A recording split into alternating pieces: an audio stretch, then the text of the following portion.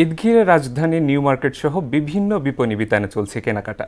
বরাবরের মতো এবারও শিশুদের পোশাকের পাশাপাশি পাঞ্জাবি, শাড়ি ও থ্রি পিসের চাহিদা বেশি। ব্যবসায়ীরা জানান, বেচা কেনা এখন তেমন জমে ওঠেনি, বিক্রি বাড়বে শেষ সপ্তাহে। মুনতাসির মামুনের রিপোর্ট। কদিন পর ঈদ, কিন্তু নিউ মার্কেটে সেই চিরচেনা ভিড় নেই। ব্যবসায়ীরা বলছেন বেচাকেনা হচ্ছে, তবে আশানুরূপ নয়। বিক্রি এখন বাজার স্লো, হয়তো 20 রোজার পরে হয়তো মার্কেট লাগবে। কাস্টমার আসলে নাই মার্কেটে, আর মানুষের কাছে পয়সা নাই, মানুষ আসলে কেনাকাটা। আপনার দেখেন আমাদের মার্কেটে এই টাইমে ভরপুর কাস্টমার থাকার কথা, কিন্তু এই টাইমে মানুষ নাই। ক্রেতারা বলছেন জিনিসপত্রের দাম এবার একটু বেশি, তাই পছন্দের পোশাক আশাক কিনতে বেগ পেতে হচ্ছে। ওনারা যে রেটটা বলতেছে মনে হইলো বেশি হয়েছে, কিন্তু না নিয়ে পারলাম না, পছন্দ হয়েছে।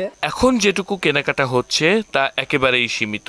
কারণ হিসেবে শেষ মুহূর্তে ছাড় সহ বিভিন্ন অফারের অপেক্ষার কথা জানান ক্রেতা বিক্রেতারা। গতবার তুলনায় এবার ঈদের দাম একটু বেশি, এবং কাস্টমার দিক দিয়ে বলতে হয় যে এখনো পরিপূর্ণভাবে ঈদের বেচাকেনা এখনো হয়নি। গতবার যেমন 20 রোজা 22 রোজা পর্যন্ত মোটামুটি ভালোই সেল হয়েছে, কিন্তু এবার 15 রোজার পর থেকে দেখতেছি সেল আস্তে আস্তে কমতে শুরু করে। গাউসিয়া মার্কেটে বেশি বিক্রি হচ্ছে শাড়ি, পাঞ্জাবি, থ্রি পিস এবং শিশুদের পোশাক।